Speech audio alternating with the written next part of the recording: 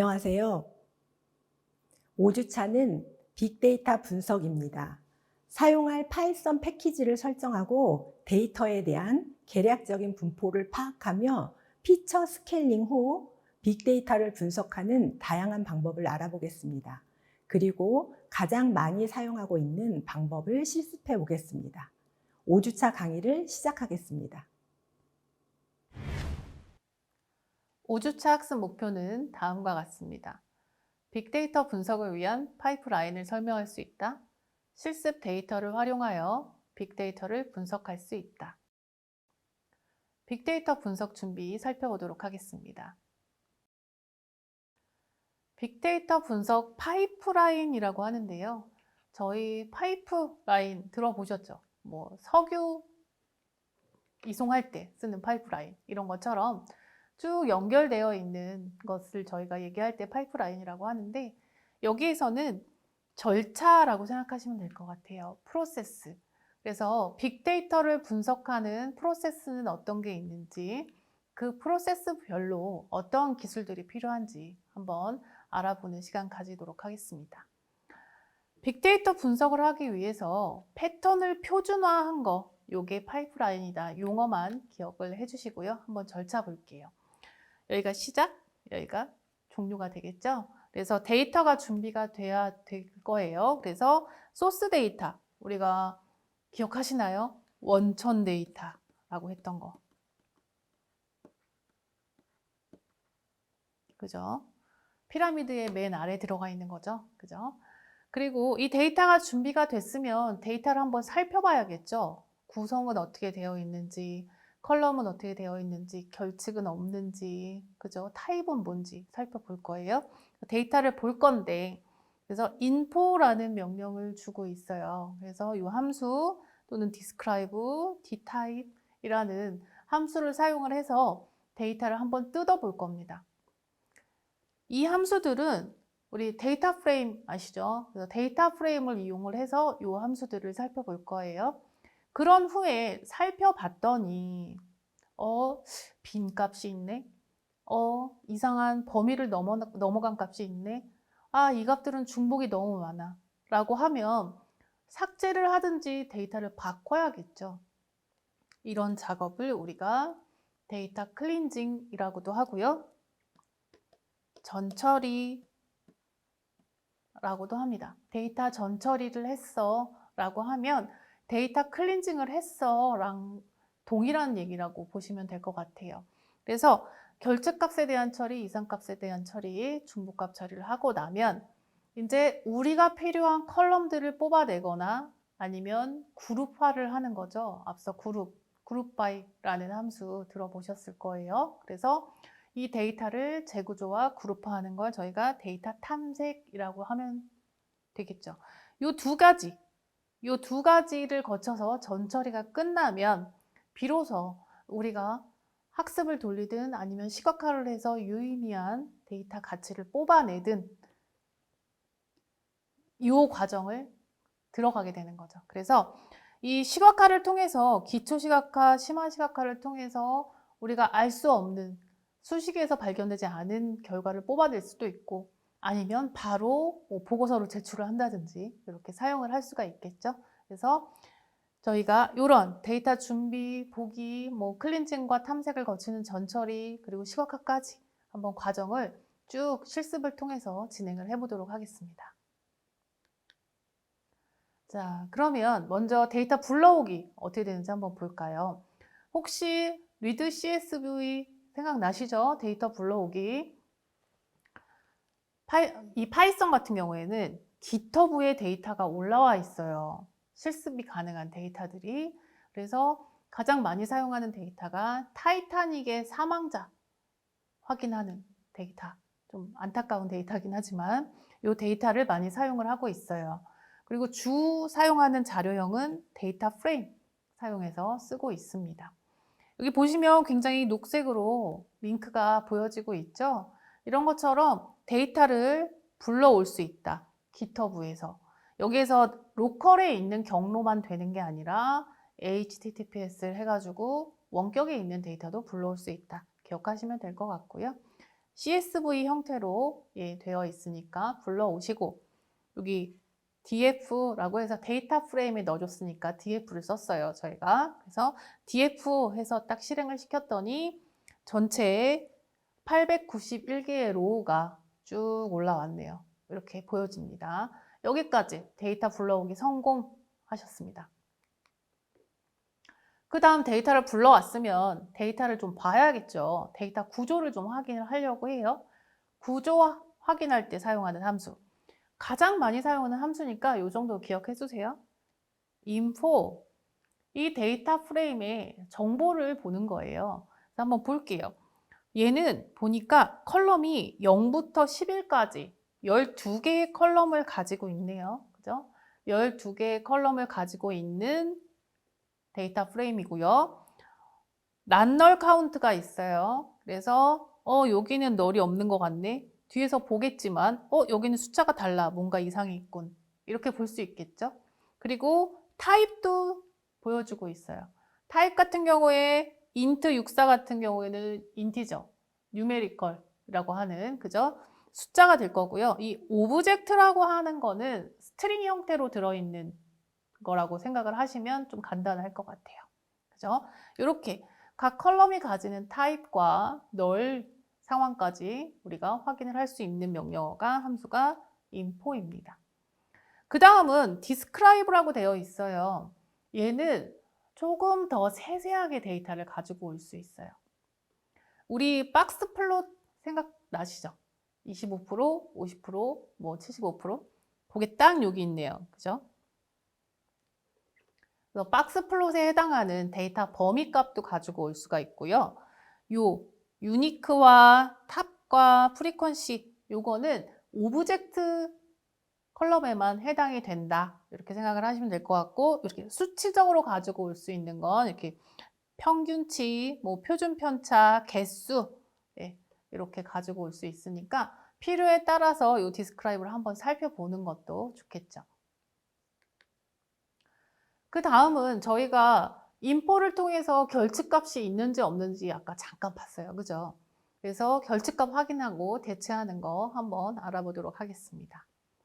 우선은 데이터 결측값이라고 하면 손실 데이터, 미싱 밸류. 아까 제가 없을 무에서 아예 값이 없는 거다라고 말씀드렸었죠? 어떠한 자료값도 관측 대상 변수에 저장되어 있지 않을 때를 의미합니다. 0이라도 써져 있으면 그건 0이 저장되어 있는 거니까 예외예요. 아예 데이터가 없음을 의미하고요. 표현은 not available 해서 NA 이렇게 하기도 하고, 그죠? not a number 이렇게 표현을 하기도 하고, null 이렇게 쓰기도 합니다. 기억을 해두시고요. 확인하는 방법, 우리 요거 해봤어요. is null 해서 true 이렇게 나오면, true라고 나오면 이게 결측이네 이렇게 볼 수 있다고. 그리고 not null 해서 함수를 호출하면 false 이렇게 되겠죠. 그죠? 데이터 프레임에서 결측치는 일반적으로 NaN 이렇게 표현을 하고 있으니까 요거 표현 기억해 주시면 좋겠습니다. 기초적인 결측치 확인은 저희가 is null 함수를 이용을 해서 보통 많이 보여주고 있으니까요. 이거 기억하시면 되겠습니다. 그러면 결측값을 찾았어. 그럼 어떻게 처리를 할 거냐라고 했을 때 데이터가 많을 경우에는 필요 없을 때 이럴 때는 삭제를 해버린다거나 아니면 통계값 등으로 또는 근처에 있는 값, 유사값을 집어넣는 형태로 저희가 처리를 하고 있어요. 우선은 drop NA라는 함수는 행 전체의 데이터셋을 제거를 하게 돼요. 그래서 근데 요 값 들어가는 drop NA에 들어가는 값에 따라서 좀 다른데 얘는 행을 제거하고 그죠? 얘는 두 번째 거는 열을 제거하는 옵션을 줄 수는 있어요. 그리고 아니면 조건을 걸 수도 있고요. 그죠? 이렇게 드랍을 시킬 수 있다. 행 자체를 기억해 주시고요. 자, 지정값, 최빈값, 인접한값, 평균값 이거는 규칙에 따라서 정하는 대로 저희 데이터 사이언티스트 기억하시죠? 데이터 사이언티스트가 결정해주는 대로 대체를 하시면 될 거고요. 데이터 결측값, 지정값, 최빈값 대체할 때는 이 fill NA라는 함수를 사용을 해서 저희가 넣고 있으니까요. 이거 기억하시면 되겠습니다.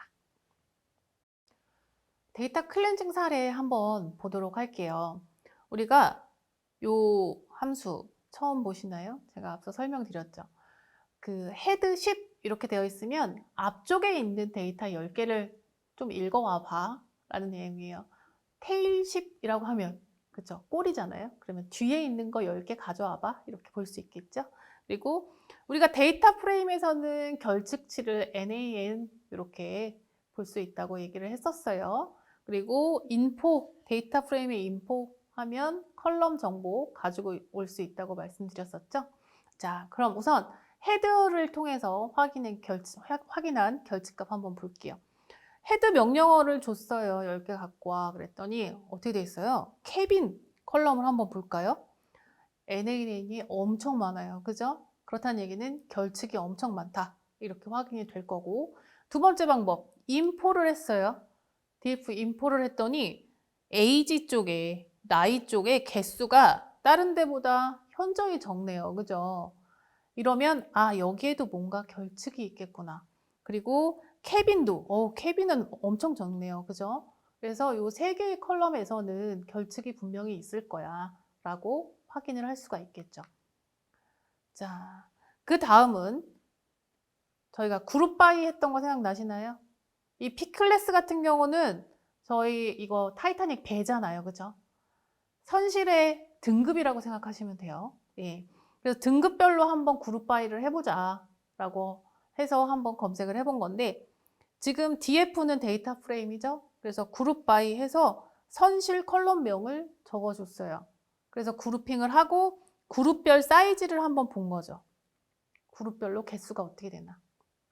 보시면 1등 칸이 216명, 그 다음에 2등 칸이 184명, 그 다음에 3등 칸이 491명 이렇게 분포되어 있는 걸 볼 수가 있겠죠.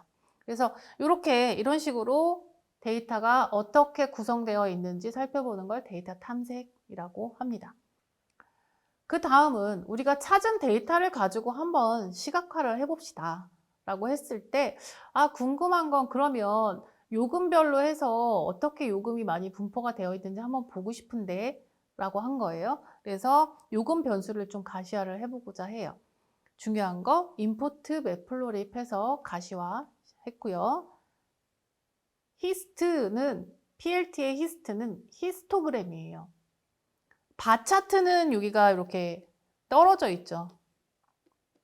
그죠? 이런 식으로. 히스토그램 같은 경우에는 붙어 있어요. 그래서 양적 데이터를 좀 확인해 보기 더 쉽다. 이렇게 얘기들을 하고 있죠. 그리고 show 하면 그래프를 생성해 주고 있습니다. 명령어 쉬워요. 그냥 plt.hist 해서 fair 데이터만 바로 대치를 해주면 데이터가 이렇게 들어갔어 라고 보여주고 그래프 바로 보여줍니다. 그러면 좀 더 저렴한 쪽에 많이 배포가 되어 있네. 그죠? 요금이 이쪽이 사람이 제일 많네. 요금 저렴한 쪽에 이렇게 결과를 저희가 가시화해서 볼 수도 있겠죠. 이쪽 500 넘어가는 거 있는데 이거는 이상치야? 아니면 실제로 가격이야? 라는 것도 한번 유추해 볼 수 있겠네요. 실제 저희가 빅데이터 분석 실습을 해보고자 해요. 이 데이터는 파이썬에서 제공해주는 데이터가 아니라 저희가 실제 습득한 데이터를 가지고 한번 해보려고 합니다. 저희는 데이터를 data.go.kr이라고 하는 나라에서 공개해 놓은 데이터를 가져다가 쓰려고 해요. 또는 그 외의 데이터를 가져오실 분은 이 AI 허브라는 사이트에서 AI 학습을 하기 위한 데이터를 또 제공을 하고 있어요. 지금 헬스케어 데이터를 91종 제공을 하고 있다고 하죠. 중요한 건 근데 AI 허브에서는 가입을 하시고 중요 데이터를 내가 필요한 데이터가 있으면 신청을 하셔야 돼요. 근데 데이터에 따라서 바로 갖고 올 수 있는 것도 있지만 주로 며칠씩 걸려요. 데이터를 가지고 올 때. 그래서 꼭 필요한 데이터가 있으면 사전에 신청하시고 그 데이터를 그 날짜에 맞춰서 좀 받으셔야 될 것 같아요. 우리는 데이터가 굉장히 많이 들어있고 바로 다운로드 받을 수 있는 data.go.kr 사이트에서 데이터를 확보해 보도록 하겠습니다. 어떤 데이터를 갖고 왔냐면 국민건강보험공단에서 오픈해 놓은 데이터예요. 그래서 감염성 질환 의료 정보, 예, 이런 데이터가 지금 올라와 있어요. 그래서 이 데이터를 CSV 형태로 다운로드를 받아서 사용을 하고자 합니다. 그래서 여러분도 꼭 이 데이터가 아니어도 data.go.kr 들어가셔가지고 내가 좀, 요거 내가 한번 보고 싶네 라고 하는 거 그냥 다운로드 받아서 열어보세요. 그러면 엑셀로도 열리고, 예, CSV 아니면 한글 파일도 올라와 있는 것들이 있거든요. 그래서 한번 데이터 열어보세요. 들어가셔서. 자, 이 데이터는 구성이 어떻게 되어 있냐면 요양 개시일, 그 다음에 성별, 그리고 연령군 볼 수 있어요. 그리고 진료 에피소드라고 하는데 진료 건수죠. 그렇죠? 이렇게 볼 수 있습니다. 그리고 주소지도 볼 수 있는데 주소지는 여기에서처럼 이렇게 다른 시트에 수치화되어 있는 주소지가 명시가 되어 있어요. 여기서 11번이면 서울이네요. 그죠? 이렇게 찾아볼 수 있게. 엑셀 같은 경우는 바로 코딩해서 연결해서 볼 수 있겠죠. 그리고 성별 같은 경우도 1번은 남자, 2번은 여자 이렇게 볼 수 있게 되어 있고요. 연령군도 0부터 6까지 5세, 뭐 11세, 17세, 44세, 64세, 그다음에 그 이상 이렇게 해서 군을 나눠 놨어요. 이렇게 나눠 놓은 이유는 뭘까요? 예, 좀 더 데이터를 표준화해 놓은 거죠. 코드화해 놓은 거죠. 그래서 데이터 분석할 때도 데이터를 열어보면 그냥 숫자만 쭉 있는 게 아니라 시트별로 이렇게 정보가 제공되고 있으니까 이 정보도 같이 확인하시면 좋겠습니다. 그러면 본격적으로 실습 시작하시죠. 실습 데이터는 앞서 말한 것처럼 인플루엔자 데이터, 그다음에 연령대별, 지역별 의료 이용 정보 분석할 거고요. 데이터 시각화까지 진행을 할 예정입니다. 이번에는 감염성 질환 의료 이용 정보를 한번 보려고 해요. 앞서 제가 설명드렸던 것처럼. 자, 그러면 저희는 여기에서는 맵플로립하고 시본 데이터 모두 다 로딩을 해볼게요. 자, 임포트 했습니다. 임포트 하는데 뭐 에러 나지는 않겠죠. 오타가 없지 않은 이상. 자, 그 다음에 파일은 제가 5번, 5주차니까 5번 파일 이용을 해서 또 파일을 열어볼게요. 자, 그리고 한글이 들어있으니까 한글 패치도 같이 진행해 보도록 하겠습니다. 인코딩 한글 넣고요. 데이터를 잠깐 한번 볼게요. 구조를. 자, 보시면 요양 개시일, 주소, 성별, 연령군, 중증도 분류, 진료 건수 이렇게 해서 나오고 있어요. 이걸 보니까 데이터가 다 같네? 그러니까 결측은 없는 것 같아요. 그죠? 이렇게 판단을 할 수 있겠어요. 그 다음에 제가 먼저 폰트를 먼저 좀 세팅할게요. 저희가 그래프 그리다 보면 폰트가 계속 깨져서 나온다고 워닝이 나오죠? 그래서 나눔 고딕으로 폰트를 좀 세팅을 했습니다. 그러면 DF1 데이터가 실제 어떻게 들어가 있는지 한번 볼게요. 상위 20개 열어서. 여기 보시면 먼저 설명드린 것처럼 11번인 서울이었죠? 이렇게 코드화돼서 들어있고 1번은 남자, 2번은 여자 이렇게 들어있습니다. 데이터 20개 이렇게 확인할 수 있고요.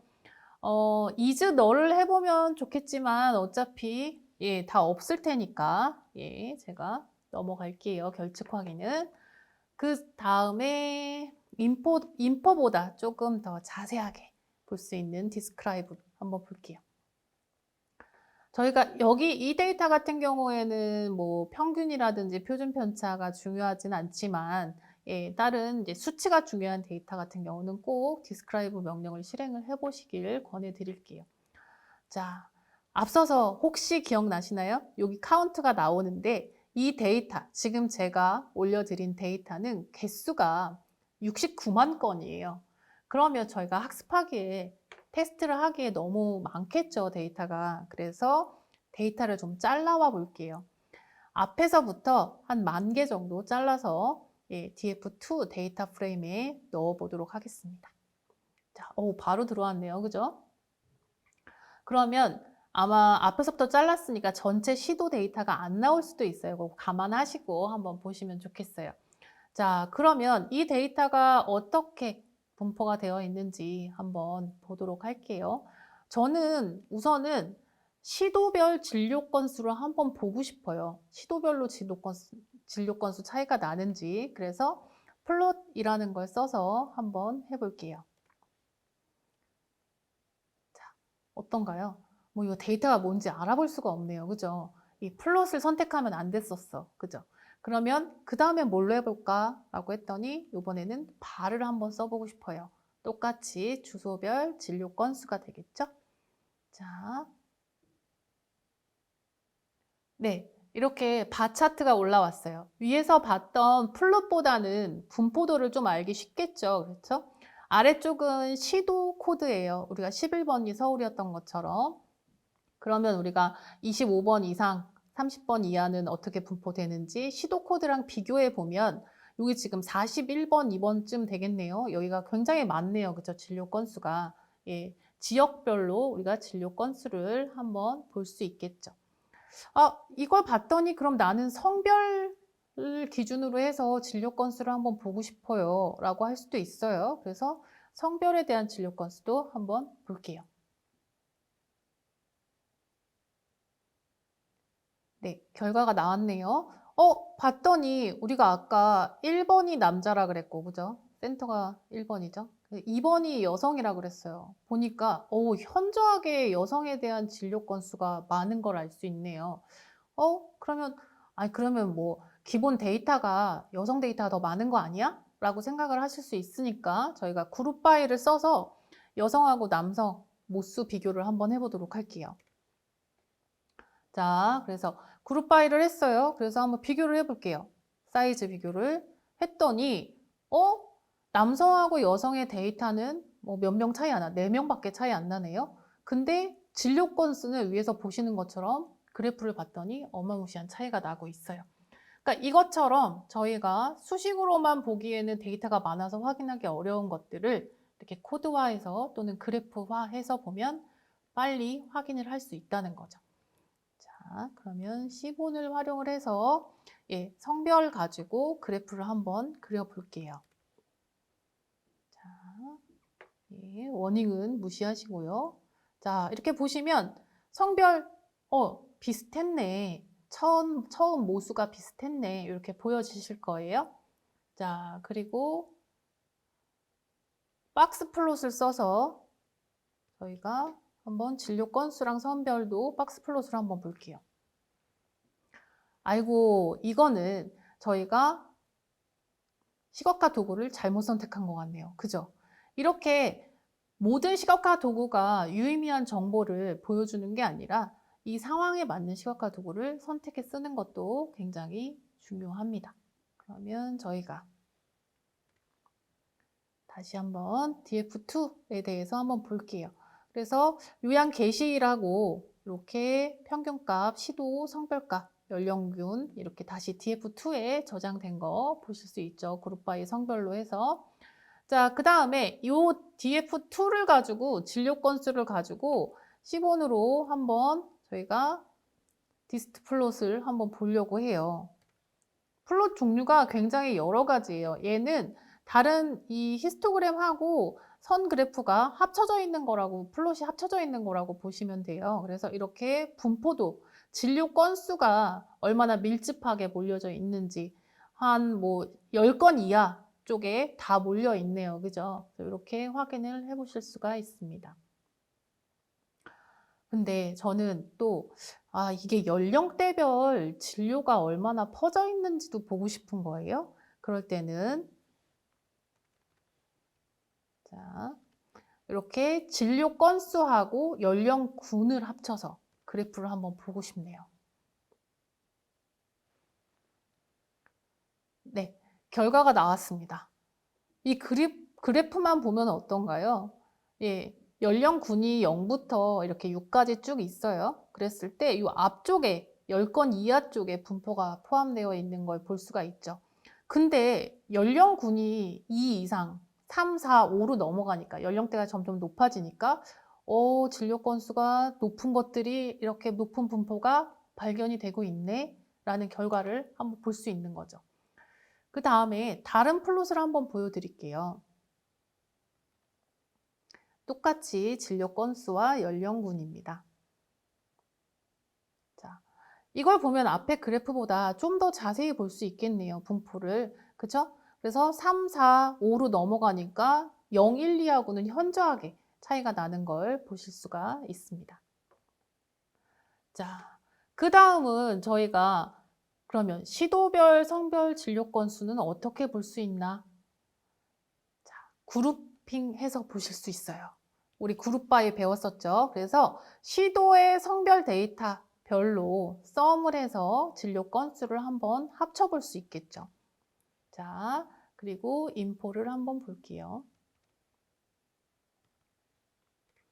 네. 데이터 건수, 치료 건수 34, 넌 이렇게 나오고 있어요. 그러면 요거를 플롯으로 한번 보도록 하겠습니다. 자, 보시면 11,1로 되어 있죠? 이게 저희가 그룹핑을 시도 코스하고 시도 코드하고 성별로 했기 때문에 서울의 남자가 되는 거예요. 서울의 남자, 그다음에 뭐 27 어딘지 모르겠네요. 예, 어쨌든 여성분, 남성분 이렇게 해서 딱 이렇게 그래프가 그려지는 걸 볼 수 있습니다. 그래서 우리가 목표하고 있는 그 데이터 기준으로 해서 예, 확인을 하시면 되겠어요.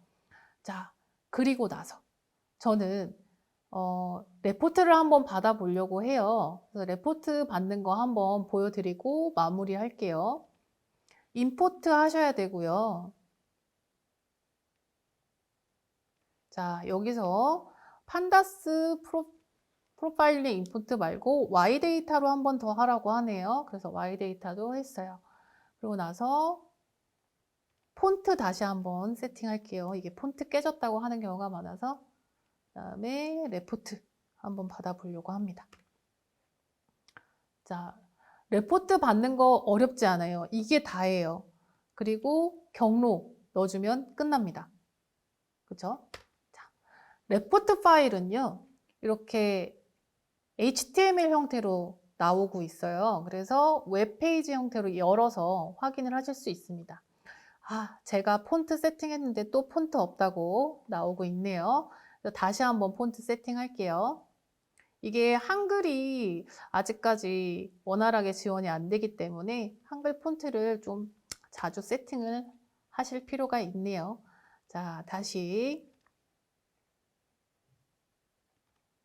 한번 보도록 하겠습니다. 네, 이렇게 해서 레포트 파일 생성까지 같이 보셨어요. 네, D 드라이브에다가 제가 report.html 저장을 했어요. 그러면 여기에는 지금 제가 df2 했던 데이터 프레임에 대한 전반적인 정보를 레포팅 해주고 있어요. HTML로. 참 좋은 기능이죠. 그래서 개수는 10,000개다. 저희 아까 10,000개로 넣었잖아요. 그리고 뭐 메모리는 얼마 차지한다. 나오고 있고요. 숫자로 된 거 4개, 그 다음에 카테고리, 스트링으로 된 거 2개 이렇게 알려주고 있어요. 그리고 각 변수별 그래프화해서 시각화해서 보여주기도 해요. 뭐 주소, 시도 관련된 거 이렇게 바차트로 보여주고 있고요. 성별 몇 명인지.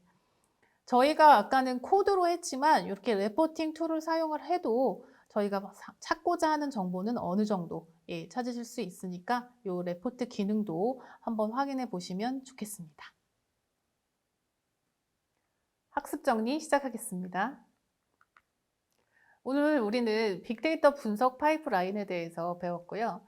그리고 실제 우리가 획득한 데이터를 가지고 실습을 진행을 했습니다.